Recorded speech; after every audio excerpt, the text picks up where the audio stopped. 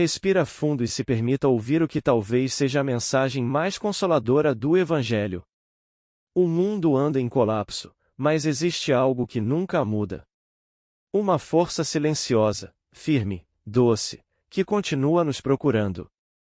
Você sabia que existe um pastor, um verdadeiro mestre espiritual, que prometeu: nenhuma das minhas ovelhas se perderá?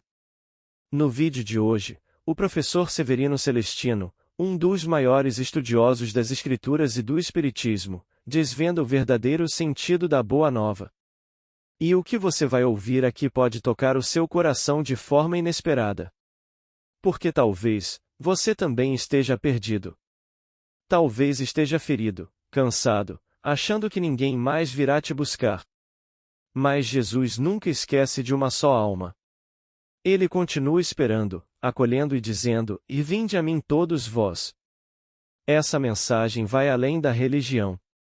É um código de esperança, gravado nas Escrituras e confirmado pela doutrina espírita. Se você sente que está precisando de paz, de reencontro, de sentido, assista até o fim. Essa é a sua hora. Obrigado a todos pela oportunidade. Roguemos a Jesus que nos abençoe e que nos ilumine. Meus queridos irmãos, falar da boa nova do Cristo, uma palavra que vem do idioma dele, o idioma hebraico, chama Rabessorá. É uma notícia nova, uma notícia agradável, que traz conforto. Esta palavra, os gregos chamam-na de euangelion, que significa boa nova. Mas no hebraico é Rabessorá, que é Bessorá é notícia, notícia agradável. E quando a gente começa a estudar esse título, esse tema tão rico, a gente começa a perguntar: essa boa nova veio com Jesus? Sim, veio especificamente e primariamente com Jesus. Mas veio depois que ele esteve aqui, que ele veio, que ele se revestiu de carne, como diz João no início, no prólogo do seu evangelho, e habitou entre nós? Eu diria que não. Ele já existia há muito antes. As pessoas acham que a palavra evangelho só existe no Novo Testamento, mas não, ela está lá, a primeira revelação, em muitos locais, inclusive há mensageiros que vieram trazer a boa nova da morte de Saul para Davi, receberam esse nome, Bessorá. Chega no original hebraico, está lá. Vieram trazer a Rabessorá, a boa notícia. E quando você começa a analisar Jesus como governador do planeta, aquele que elaborou um plano para trazer boas notícias para nós, a primeira boa notícia que Jesus nos envia, por incrível que pareça, é que só existe um Deus. Mas ele não enviou esse monoteísmo, poderíamos dizer assim, pessoalmente, como ele faz nos seus ensinamentos do Evangelho.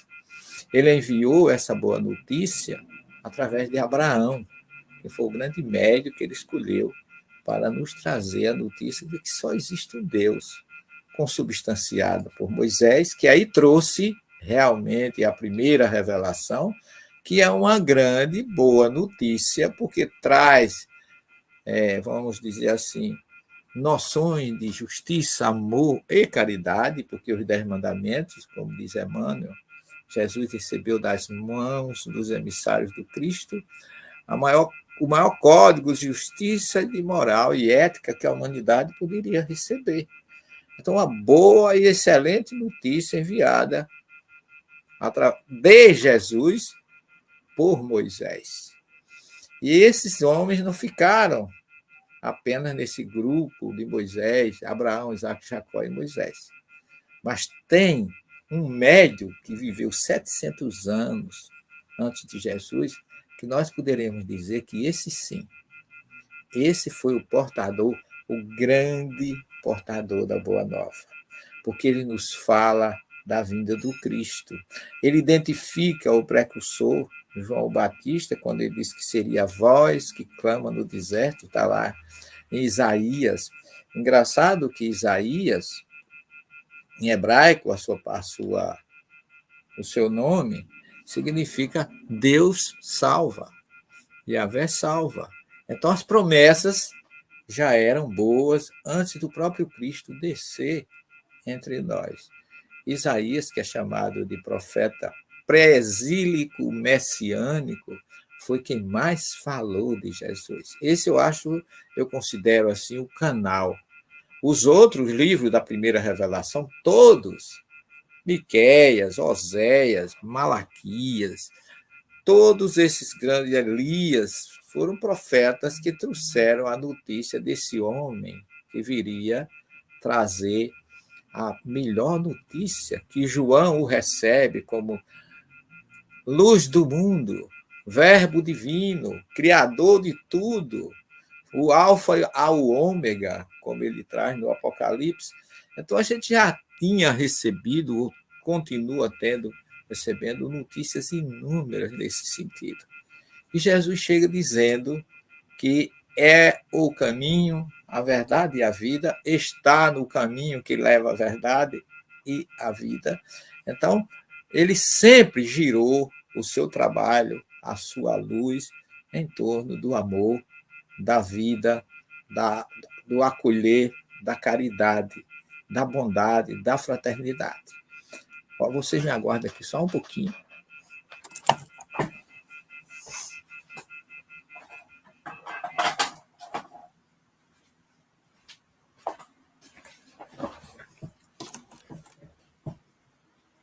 Pronto, um barulhinho aqui que estava atrapalhando um pouco a nossa exposição. Mas voltemos a esse grande mestre Jesus, que preparou a sua chegada de tal forma que Miqueias fala da cidade, tu, Belém, não és a maior das cidades, mas de ti virá aquele que será chamado Filho do Altíssimo. Zacarias fala que ele viria como pobre, montado no jumento, como um pacificador. Isaías fala assim, de uma maneira geral, deste ser iluminado que veio consubstanciar o preparo daquilo que ele tinha antecipado a sua chegada. Então, ele mandou inúmeros sinais. E o próprio Isaías diz lá no capítulo 7, versículo 14, eu vos darei um sinal. Eis que uma jovem mulher dará à luz um filho que será chamado Immanuel.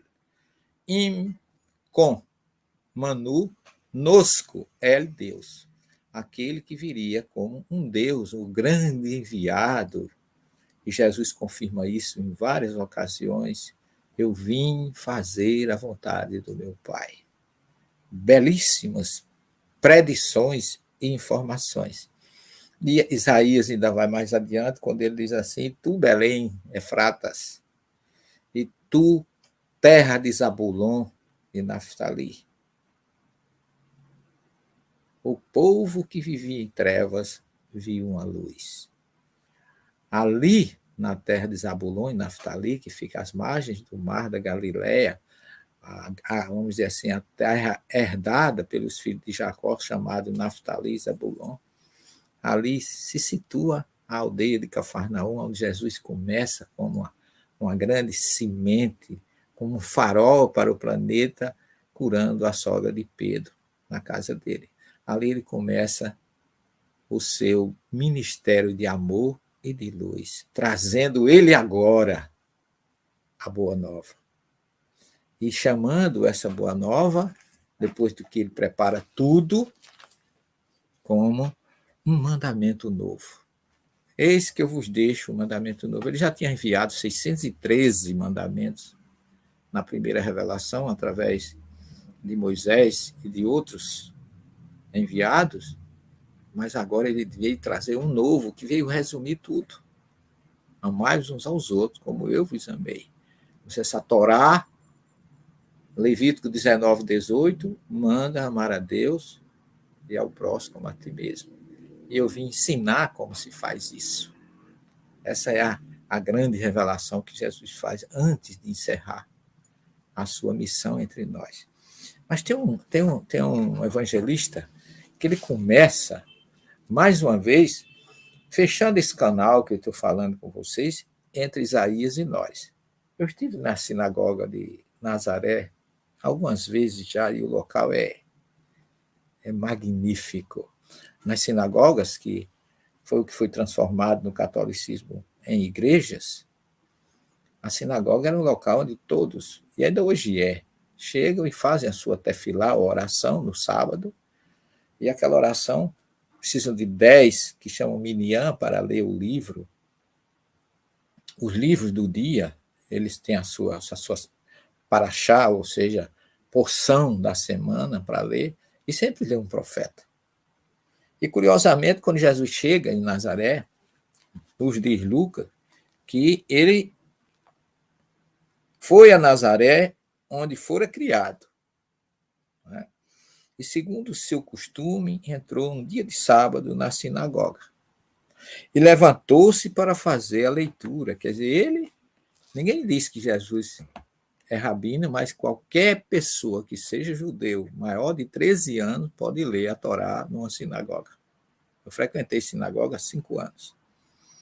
Então, quando ele chega, o mestre entregou a Jesus o livro do profeta Isaías. Olha aí o que eu estou mostrando para vocês, que lá de trás ele já falava do sofredor justo. O livro de Isaías tem capítulos assim fantásticos. Esse é o capítulo 61, que Jesus lê, que diz assim: o Espírito do Senhor está sobre mim, porque ele me consagrou pela unção. Para vocês terem ideia, ungir, a palavra em hebraica, o verbo ungir é machar, e Mashiach seria o substantivo, ungido.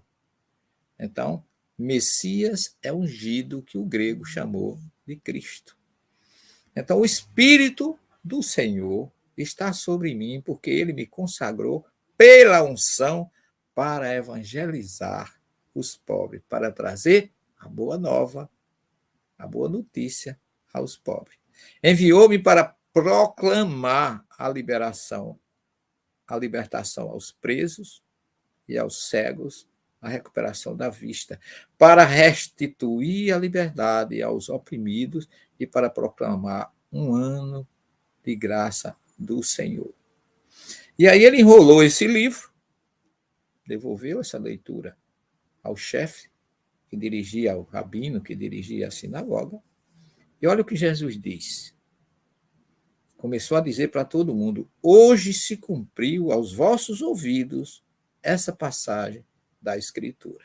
Quer dizer, a boa nova já foi prometida antes.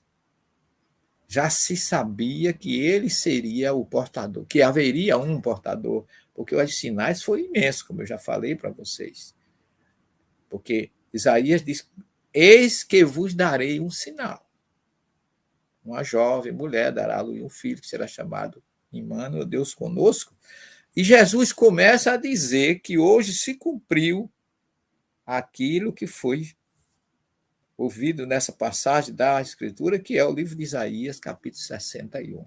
Tem 61, tem o 53, tem o 7, que é onde fala da vinda do nascimento de Jesus.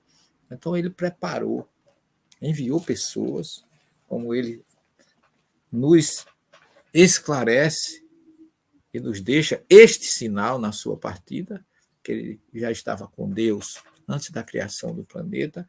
Emmanuel diz que esses espíritos, que existe uma pleiade de espíritos dirigida por Deus para promover a vida nos diversos planetas do universo. Sem a vida, não existe crescimento para nós. A vida é quem determina a vida física, o progresso da vida espiritual, que é a verdadeira vida. Então, essa vida não precisa ser explicitamente física. Aqui nós temos essas duas partes que Kardec divide na Gênese: mundo material e mundo espiritual. Mas, à medida que a gente vai crescendo, a gente vai dispensando, pela lei do progresso, os nossos corpos materiais. A gente sabe disso. Até o perispírito se confundir com o espírito e a gente ficar nesse mundo de luz, dos iluminados, como se conhece aqueles que chegam à alta esfera da evolução. Então, Jesus diz que antes desse planeta ser criado, como diz Emmanuel, e a caminho da luz, ele já estava com Deus. E ele, para que o seu projeto fosse realizado, ele foi enviando pessoas, preparando o caminho. E o último, segundo o profeta Isaías, 43, seria conhecido como a voz que clama no deserto. E quando perguntaram se João era Elias, ele disse que não era, porque ele não se lembrava, logicamente, isso não nega a reencarnação. Perguntaram se ele era profeta, ele disse que também não era. E quem tu és? Eu sou a voz que clama no deserto. Ele usa as mesmas palavras do profeta Isaías. E Jesus explica que João Batista era muito mais que um profeta. Era um mensageiro de Deus. Porque a Torá e os profetas profetizaram até João. Por quê? Porque a Torá, a primeira revelação, junto com os profetas, vieram falar dele. E ele estava ali. Ele era a própria boa nova encarnado, verbo divino, luz do mundo, proclamado pelo seu maior médium neste planeta, João, o evangelista, que ele veio para que todos tivessem vidas. A palavra vida em hebraico é praticamente criada lá desde o versículo 1 do Gênesis, quando diz que o Espírito de Deus pairava sobre as águas. Essa água é Maim, para promover a vida, Raim. Então, veja o sinal, os sons são muito semelhantes e ambas são palavras plurais. Não existe água nem vida no singular. É tanto que o Espírito de Deus pairava sobre a face das águas. E naquele caos, naquela desordem, diz Moisés que Deus diz, faça-se a luz. Vá e ri or, e haja luz, ou irri or, no futuro do verbo ser. Exista a luz. Vai ri or, e a luz se fez e apareceu. E esta luz, até Roberto Carlos diz que é Jesus. Essa luz, é claro que é Jesus. Emmanuel nos diz que Jesus é a luz do princípio, em suas mãos divinas repousam os destinos da humanidade. Então, temos uma série de situações que mostra a importância desse homem entre nós, desse espírito iluminado, indefinido, mas que a questão 625, ele diz que é modelo e guia da humanidade. Não é de religião A, B ou C, não. Ele é o modelo e guia do nosso planeta. Então, ele é o Messias, o enviado, o ungido de Deus para todos nós, sejamos ou não religiosos. Porque ele só trouxe realmente Bessorá, ou notícia boa. Entre elas, não se perderá nenhuma das ovelhas que o Pai me confiou. Existem outras ovelhas que não são do meu aprisco, mas eu vou buscá-la. O grande rei Davi, mesmo antes de ser rei, ainda como pastor, lá em Belém, em Betlehem, lá na cidade de Belém, onde ele pastoreava as suas ovelhas, quando ele é escolhido entre os filhos de Ixaí ou Jessé, como alguns traduzem, ele fez, o primeiro trabalho dele foi desobsediar o rei Saul, que tinha um espírito mau, não era Satanás, não era demônio. O texto original diz que ele se afastou de Deus, e um espírito mau, Rahua Ra'ar, um espírito mau, se aproximou dele. Então Saul era obsediado. E Davi tocava sua harpa e o espírito se afastava e ele se acalmava. Era uma verdadeira reunião de desobsessão promovida pela música que esse rei fazia. Mas ele diz no seu famoso Salmo 23, depois da perseguição de Saul, que Deus é meu pastor, não me faltará. E a verruí lo é rissá. Então ele já aparece como pastor de ovelhas e anunciando que viria um outro pastor maior. Deus, próprio Deus, Yahvé Rui, Lo é Rissá, é Deus que não me falta. Não é nada me faltará, como muitos o traduz. Então, ali, já, olha, observe que desde os primeiros, Davi, Salomão, trouxeram mensagens assim fantásticas para a vinda de Jesus e até para a nossa terceira revelação, que é a doutrina espírita.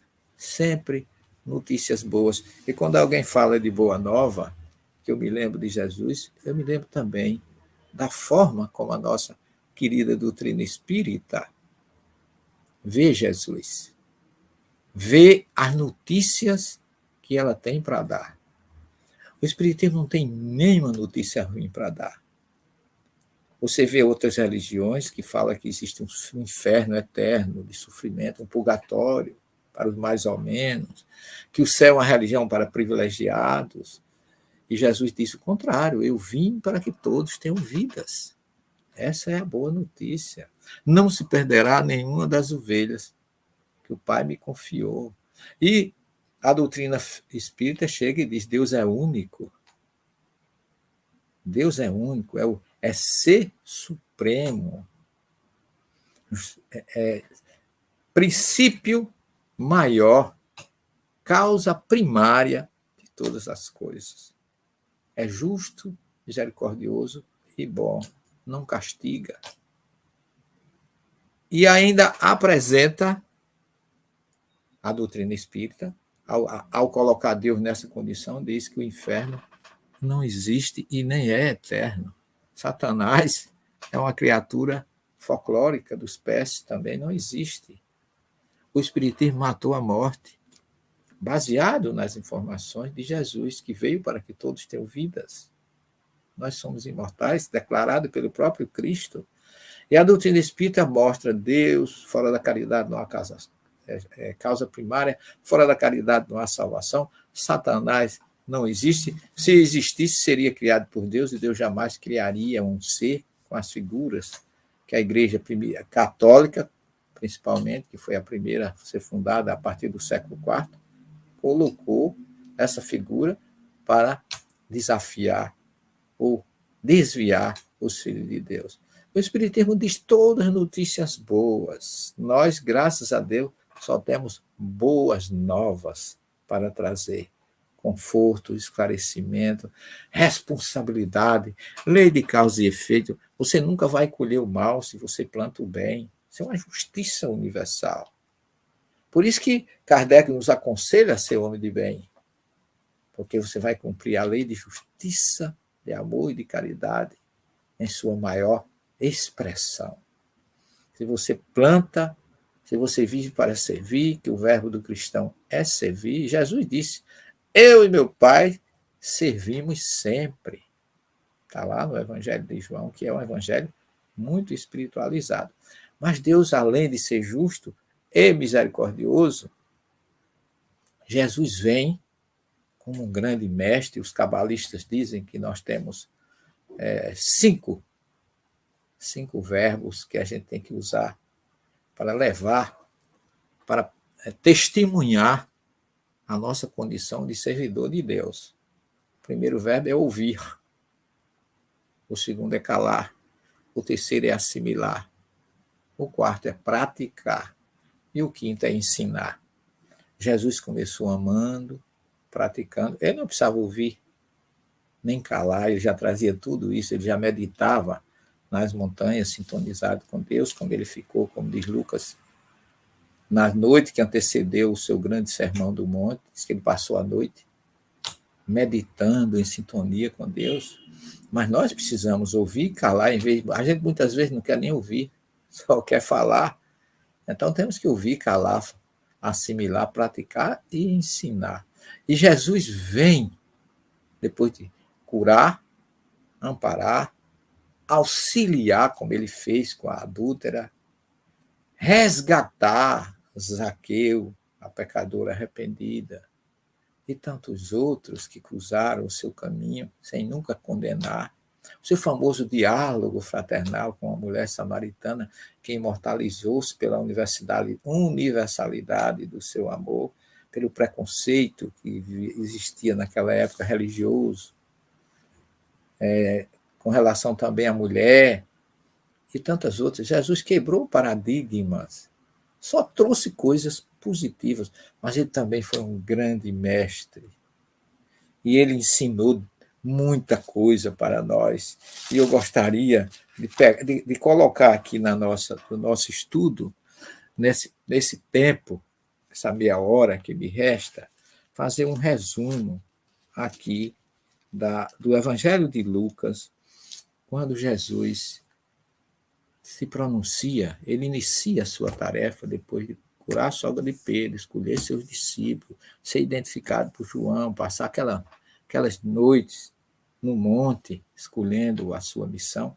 Começa na Galiléia, ele sai curando, amando, e orienta os espíritos que ele escolheu, os grandes discípulos, os 12, Simão, André, Tiago, João, Filipe, Bartolomeu, Tomé, Mateus, que eram publicanos, Tiago, filho de Alfeu, Lebeu, apelidado de Tadeu, Simão Cananita e Judas Iscariotes, todos esses 12, ele começa a orientá-los para a tarefa, que eles tivessem que amar muito mais a Deus do que a própria família. Eles tinham que optar, saber que Deus é infinito, mas não poderia deixar de seguir a Deus se amasse muito mais a sua família. Cada amor tem uma graduação e uma colocação hierárquica também, um valor espiritual. Por isso as pessoas dizem que Jesus odiou mais, ou Deus odiou a Esaú e amou Jacó. Não. É colocar na condução e na justiça de Deus coisas humanas. E Deus não é injusto. Ele é magnificamente justo, misericordioso e bom. E Jesus mostra isso, que mesmo nos desvios, mesmo nas dificuldades, quando ele começa, os seus ensinos por parábolas são assim de uma riqueza inigualável em todos os sentidos. Eu queria pregar aqui, resumidamente, 3 parábolas do Evangelho de Lucas, que vocês quiserem anotar, no capítulo 15, que fala das chamadas conhecidas 3 parábolas da misericórdia. Porque essas parábolas são consoladoras. Jesus não pergunta, não julga, acolhe. E além de acolher, ele os ensina a fazer o mesmo. Veja como ele coloca-se como o bom pastor. Lá em João 10, o bom pastor conhece as suas ovelhas. E não as deixa, as defende dos lobos. Ele tem o seu cajado, a sua, digamos assim, o seu elemento de defesa contra os predadores, dá vida pelas suas ovelhas. Primeiro, mostrando que nós temos valores para ele. Somos importantes. Ninguém mais importante do que nós para Jesus. E ele começa a contar essa parábola. Qual de vós tem 100 ovelhas e perder uma, não abandona as 99 no deserto? Olha, você está no deserto com o seu rebanho, uma vai embora. Você deixa as 99 e vai resgatar, e vai em busca dela que se perdeu. E ao encontrá-la, ele não a agride, ele não a reclama, ele não critica a atitude dela de se afastar. Olha o que é que Jesus diz. Achando-a alegre, coloca sobre o ombro e de volta para casa, convoca os amigos e vizinhos, dizendo-lhes: alegrai-vos comigo, porque encontrei a minha ovelha perdida. Eu vos digo que, do mesmo modo, haverá mais alegria nos céus por um só desviado, pecador, errado, dê o nome que quiser, que se arrependa. Mas precisa do arrependimento. O arrependimento é o toque da consciência. O arrependimento faz você voltar onde você errou. Relembrar como se fosse hoje. Porque todo mal que você faz, não importa se alguém viu ou não viu. Você vendo, participando, é o suficiente. Você é o maior delator de você mesmo. Sua consciência, como diz o livro dos Espíritos, que a justiça de Deus está na consciência dos homens. Então, se você se arrependeu, você vai ter que recomeçar de onde você errou, como diz Chico, e fazer um novo fim, mas melhorando, mudando, despertando.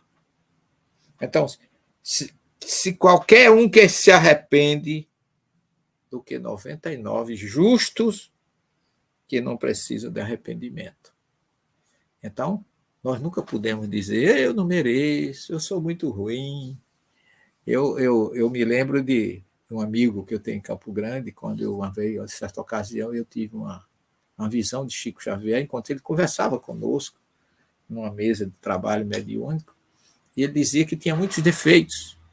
Começou a se autoqualificar, e o Chico aparece e me diz assim, Chico era muito amigo dele, e ele também, a esposa, são amicíssimos do Chico, eram amicíssimos e continuam sendo. Ele diz, meu filho, diga a ele que não diga isso. Ele é uma pessoa muito boa. E eu me lembrei que eu visitei o Chico, porção de vezes, e quando, às vezes, naquela fila, as pessoas julgavam, como julgaram o Zaqueu, dizendo a Jesus, Jesus não sabe quem é esse homem. Se soubesse quem era esse homem, não entrava na casa dele. A mesma coisa com a pecadora, esse homem não é o Messias, se ele conhecesse essa mulher, ele não deixava ela tocar nele. Então, nós somos muito julgadores. Mas quem ama, o amor não vê defeitos. É misericordioso, como é aqui esse pastor, que vai atrás das 99 ovelhas, ele deixa e vai buscar uma só que se perdeu no deserto. Aquelas pessoas na fila lá em Uberaba, muitas vezes eu via comentários de alguém que dizia, nossa, esse homem vai falar com o Chico, esse homem é muito ruim. Como é que esse homem vai ter condições de chegar perto do Chico? Ai, meu Deus, Chico não vai conseguir segurar esse homem. E quando chegava lá, ele conversava 3 minutos com o Chico, esse monstro qualificado pela maioria das pessoas estava em lágrimas, emocionado, e ele não se continha. Quando ele saía perto do Chico, ele saía feito uma pessoa que encontrou o amor, a libertação, porque ele dizia assim, o Chico disse que eu sou bom, porque nem ele acreditava que ele era bom. Mas Chico via as pessoas com os olhos do amor, do bom pastor. Observe que esse pastor aqui não reclamou, não criticou a ovelha, você é mau, como é que você deixa o grupo e vai embora? Não. Jesus disse que além, quando ele encontra, ele se alegra por encontrar a ovelha perdida e não tangeu ela, nem bateu para ela voltar para o grupo, não, colocou nos ombros, afagou-lhe, aconchegou-lhe, mostrou para ela que ela era importante. Às vezes a gente não precisa dizer nada para alguém.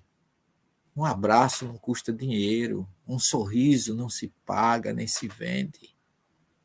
Leva muitas energias boas para as pessoas. E é isso que Jesus está ensinando. A crítica, a condenação, não constrói nada.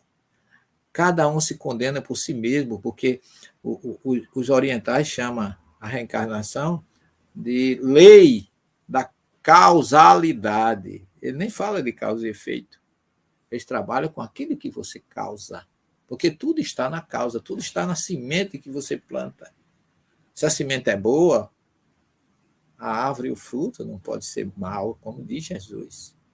Então, aqui nós temos Jesus mostrando o quanto Deus é misericordioso.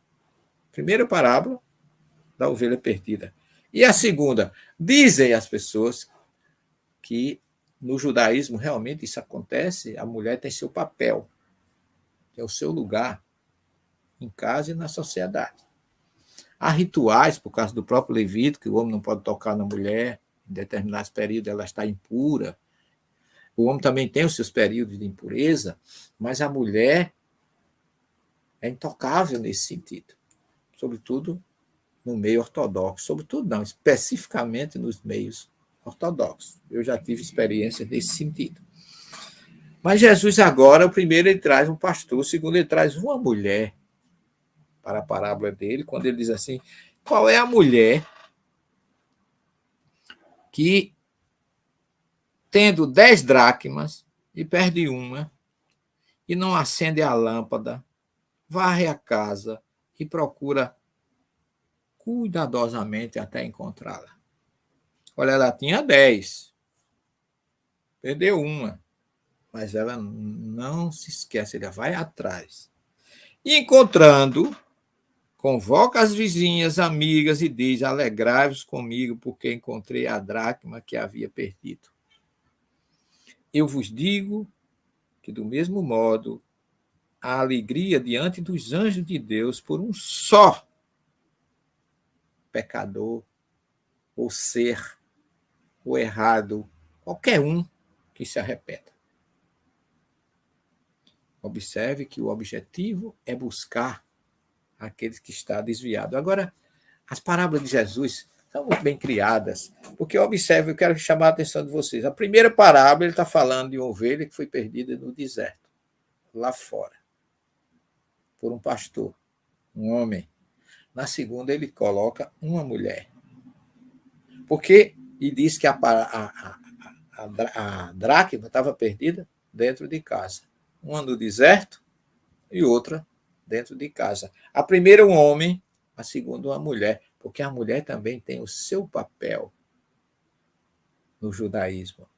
A mulher é quem... Porque diz assim, ó, ela acende a lâmpada. A mulher é aquela que acende a lâmpada, ou chamamos Madlik Nerot, acender as velas, para anunciar a chegada do Shabat, da grande festa do descanso no judaísmo, que é é a maior festa dos judeus. Foi instituído o Shabat na Páscoa da libertação do Egito. E desde o Êxodo, quando Deus diz que eles tinham que descansar no dia de sábado.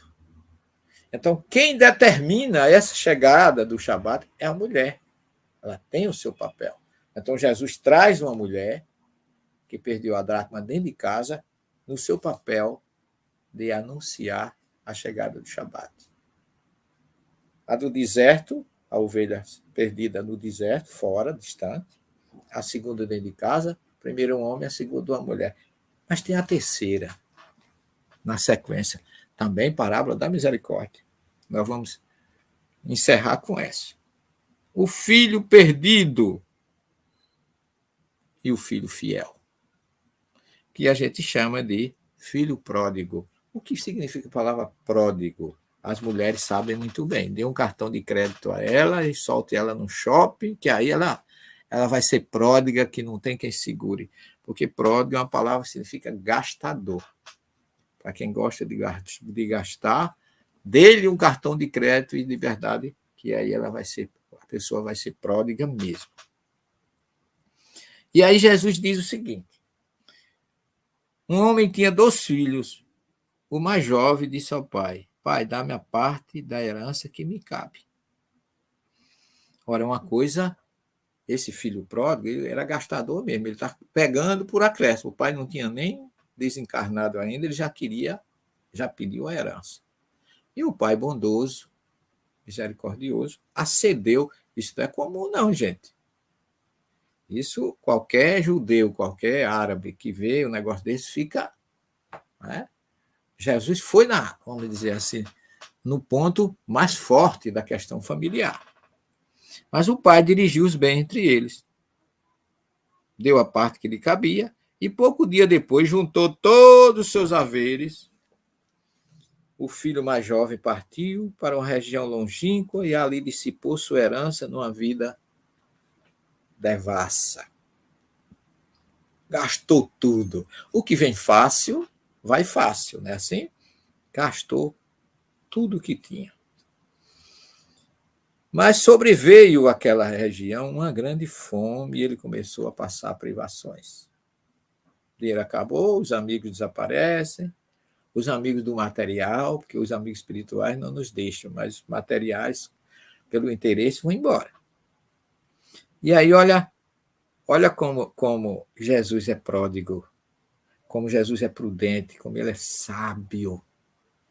Como ele diz assim, foi empregar-se com um dos homens daquela terra que o mandou para os campos cuidar dos porcos. Imagina, você vê essa parábola, por que cuidar dos porcos? Por que não foi cuidar das ovelhas? Por que não foi cuidar dos bois? Por que não foi cuidar de outra classe de animal?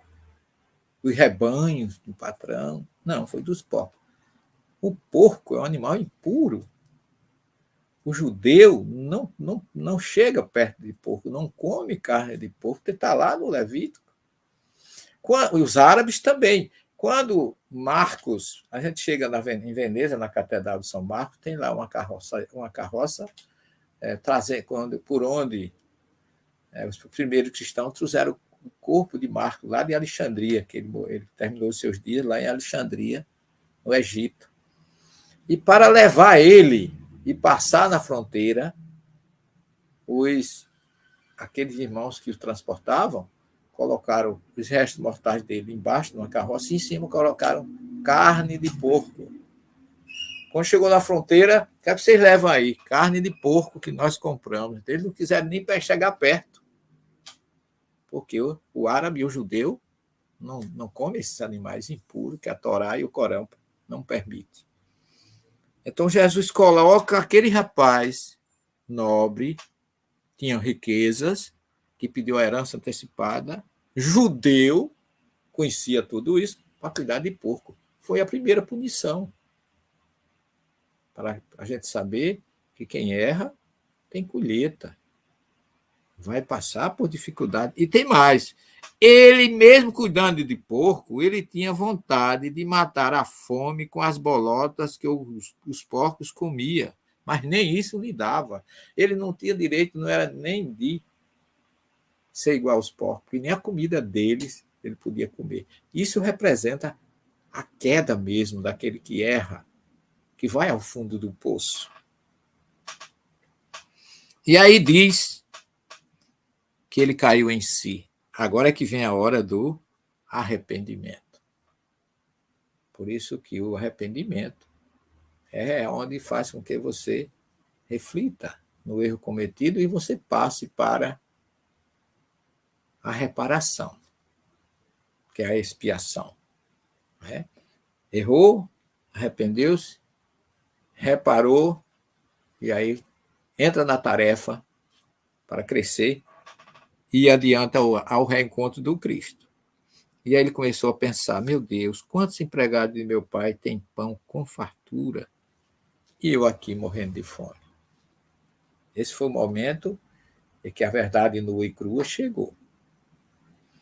E ele diz assim, vou embora, procurar meu pai e dizer, pai, pequei contra os céus e pequei contra ti. Já não sou digno de ser chamado teu filho. Trata-me como um dos teus empregados. Partiu então e foi ao encontro de seu pai. Ele estava ainda longe quando seu pai o viu, encheu-se de compaixão, correu e lançou-se ao seu pescoço, cobrindo de beijo. Ele vinha aos trapos, descalço, cabisbaixo, perdido, derrotado, afundado. Agora, uma coisa curiosa.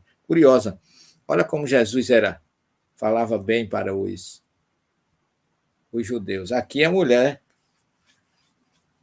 perdeu a sua dracma dentro de casa, que a mulher fica em casa, a mulher é do ambiente interno familiar.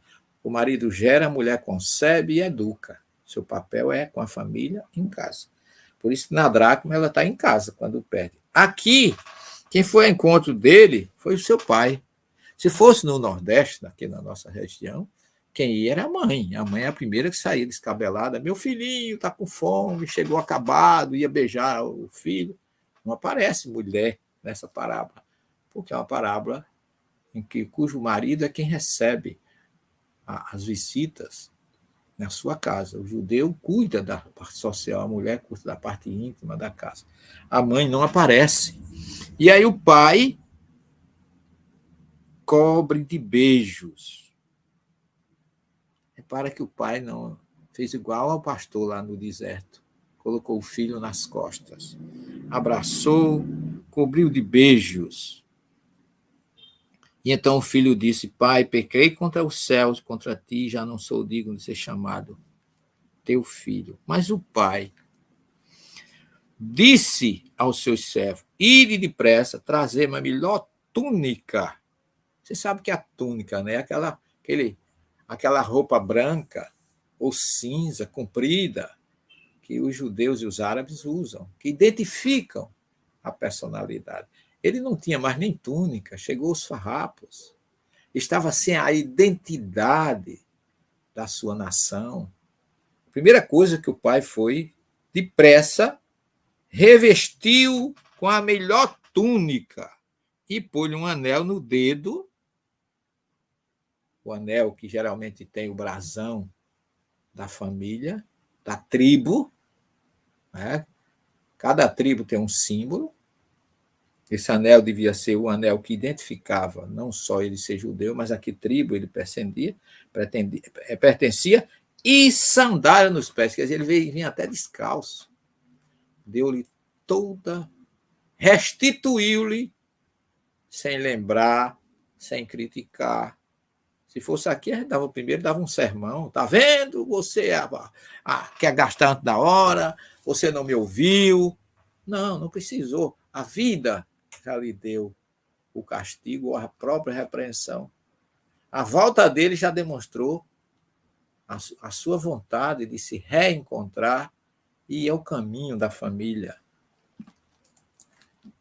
Por isso que essas 3 parábolas de Lucas eu considero assim a maior boa nova que Jesus deixou para todos nós. Ele só deixou boa nova, mas essa que envolve a misericórdia, o perdão do superior para o inferior, o amor do pai com o filho, até do pastor com a ovelha, a cumplicidade daquele momento de reencontro entre um pai e um filho que para ele estava morto. Aquele pai deve ter tido noites de sono, sofrido, esperando o seu filho, por onde anda, como é que está. O filho não estava nem aí, mas ele estava sintonizado. É tanto que ele se alegrou, põe o anel e diz assim: trazei o novilho cevado e matai, comamos e festejamos. Pois esse meu filho estava morto e tornou a viver. Estava perdido e foi reencontrado e começaram a festejar. Olha, aquele filho estava... Eu vim para que todos tenham vidas. João 10, Jesus fala. Aquele filho estava vivo fisicamente, mas espiritualmente estava morto. O pai quem lhe reconstituiu a vida, a dignidade, a certeza de que era bem recebido de volta. Tudo isso, meus irmãos, é um sentimento que Jesus quis mostrar, que ele sente isso por nós. Não se perderá nenhuma das ovelhas que o Pai me confiou, porque eu sou o bom pastor. Mas agora vem a coisa interessante. A parábola, Lucas, alguns classifica o filho perdido, o pródigo, e o filho fiel. O seu filho mais velho, depois que o pai mandou começar a festejar, seu filho mais velho estava no campo, trabalhando, servindo a seu pai, fazendo o seu serviço com nota 10, vamos dizer assim. Quando voltava, já perto de casa, ouviu músicas e danças. Chamando um servo, perguntou-lhe o que estava acontecendo. Isso é muito comum. A parábola dos trabalhadores da última hora é muito parecida com essa. A gente cobra justiça. Onde existe amor, a justiça não pode suplantar. Se o amor se implantou, não precisa mais de justiça. Já suplanta. Por isso que Jesus fala para aquele chefe dos trabalhadores da última hora: por que teu olho é mau só porque eu sou bom? Um cobrava justiça e outro mostrava amor. Aqui é a mesma coisa. Alguém lhe disse: o que está acontecendo? É teu irmão que voltou e teu pai matou o novilho cevado, porque ele recuperou com saúde o filho. Ele conseguiu recuperá-lo, reintegrá-lo à família. E o que é que acontece? Então o filho ficou com muita raiva e não queria nem entrar em casa. Não é engraçado? Por quê? Seu pai saiu, veja bem, para suplicar-lhe pelo irmão, para que ele entendesse o que estava acontecendo. Seu coração estava acima da justiça. O filho que ficou queria que ele fosse punido. Seria justo ele comenta. Ele diz assim: há muitos anos que eu te sirvo e jamais transgredi só dos teus mandamentos. E nunca me deste um cabrito para festejar com meus amigos. Contudo, veio este teu filho, que ele já nem conformava, nem considerava irmão. Então, esse filho não estava achado, estava perdido também. Veio esse teu filho que devorou teus bens com prostitutas, e para ele mata-se o novilho cevado. Mas o pai lhe disse: filho, tu estás sempre comigo. O que é meu, tudo que é meu é teu. Mas era preciso que festejássemos e nos alegrássemos, pois esse teu irmão estava morto e tornou a viver. Estava perdido e foi reencontrado. Olha, eu fico emocionado com as parábolas dessas. É muita misericórdia, é muito amor, é muito profundo ensinamento de Jesus. Agora, olha a didática dessa parábola. Resumidamente, a primeira, a ovelha perdida, estava fora no deserto. A segunda, a dracma perdida. A primeira foi um homem com a dracma perdida, com uma ovelha no deserto, fora. A segunda, uma mulher com a dracma dentro de casa. E a terceira, só tem homem, mas um está perdido em casa e outro perdido fora. A primeira é fora, a segunda é dentro e a terceira é dentro e fora.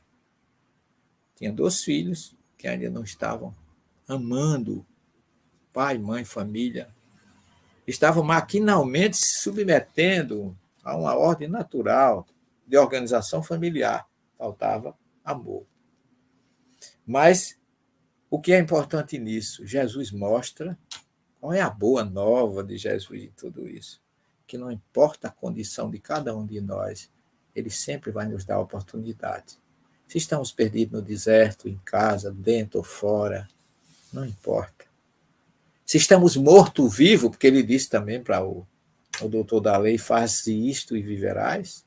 Disse para aquele rico e disse que tinha muitos bens, mas já dava esmola, não matava, não roubava, não adulterava. O que me falta? Eu já faço tudo. Falta vender tudo que tu tem e dar aos pobres. Ele foi embora, porque ainda estava morto. O que Jesus quer dizer, a boa nova que ele traz, é que não se perderá nenhum de nós que somos suas ovelhas. Acreditemos nisso e procuremos nos confortar. Não importa o problema, a dificuldade. Ninguém passa por uma dificuldade que não mereça. Ninguém colhe o que não plantou, porque Deus é justo, misericordioso. E ninguém pode se sentir punido, porque Ele não castiga. Em qualquer dificuldade, reflitamos e roguemos a Ele. Se não soubermos a causa, porque nós somos reencarnacionistas, podemos procurar nessa existência e não encontrar. Saiba que está lá bem mais atrás do que a gente imagina. E agradeça a Deus o recado que Ele está nos enviando na forma de dor, de perda de ente querido, na forma de tristeza, de angústia, de estresse, de obsessão, de depressão, ansiedade. Tem uma causa. Façamos como estes os 2 filhos que foram procurar o pai. Aquele que vem de fora recebeu todo o entendimento. O que estava dentro ainda precisava, talvez, ser mandado passar uns dias no mundo para entender o pai que tinha. Porque um pai que ama os seus filhos, como esse aqui, ele tentou contornar porque para ele era indiferente o que ficou em casa com o que foi embora. Até o que foi embora deixou ele muito mais triste. Até o que foi embora foi o motivo das suas noites mal dormidas. E ele ficou tão feliz de poder devolvê-lo à família, botar uma túnica nova, um anel da tribo a que ele pertencia como judeu, e festejar. Isso tudo, essa relíquia, essas pérolas trazidas por Lucas a nós esta noite, é a grande boa nova de que precisamos. A expressão panav, ou panu, em hebraico, voltai vossas faces para mim, significa que em qualquer dificuldade, ou de filho pródigo, ou de ovelha perdida que somos, voltemos nossos olhos para Jesus, que Ele está a nos esperar. Ele vai atender da mesma forma que aquele pai recebeu seu filho, desregrado, imaturo, precipitadamente imediatista, ou até querendo antecipar o que ele tem de direito por uma visão materialista. Mas a misericórdia e o amor está acima de tudo isso, e a gente tem que se alegrar e agradecer a Jesus essas boas novas, essas mensagens confortadoras que Ele sempre nos envia em qualquer situação. Ninguém está perdido, meus irmãos. A esperança vai existir sempre quando a gente se lembra que Jesus, além de dizer que veio para que todos tenham vidas, ele ainda disse: eu estarei com vocês até a consumação dos séculos. Ele ainda volta na ilha de Patmos, através de João, para dizer lá no capítulo 21 do Apocalipse, que Deus enxugará toda lágrima. Outra boa nova. Haverá um novo céu e uma nova terra. O mundo regenerado nos espera. Promessa do Cristo. Preparemo-nos. E se não tivermos condição quando chegar, não há problema. Jesus vai arrumar outro lugar compatível com a nossa evolução para que a gente cresça, evolua e um dia Ele faça conosco como o bom pastor. Abrace, coloque nos ombros, no aconchego e venha festejar conosco a nossa vitória universal plantada por Ele no reino dos céus. Se alguma parte dessa mensagem tocou você, então já valeu a pena. Porque essa é a boa nova de Jesus. Ninguém está perdido para sempre. Nem aquele que erra, nem o que desiste, nem o que se sente indigno. Jesus vai atrás de todos. Com a ternura de um pai. Com o olhar de quem vê a essência, e não a aparência. Severino Celestino nos lembra: não existe inferno eterno. Não existe castigo divino. Existe aprendizado, amor e transformação. A doutrina espírita é a extensão dessa boa nova, oferecendo consolo, justiça e esperança. Você pode ter falhado. Pode ter se afastado. Mas ainda há tempo. Ainda há reencontro. A ovelha foi colocada nos ombros. O filho recebeu um anel novo. E você também pode recomeçar agora. Grava isso no seu coração. Deus não desiste de ninguém. Compartilhe essa mensagem com alguém que está perdendo a fé. E se você sentiu algo diferente aqui hoje, comenta aqui embaixo. Fala comigo. Como essa mensagem chegou até você? O que ela te fez lembrar? Se inscreva. Continue com a gente. Porque a verdadeira boa nova é que o amor venceu. E sempre vencerá.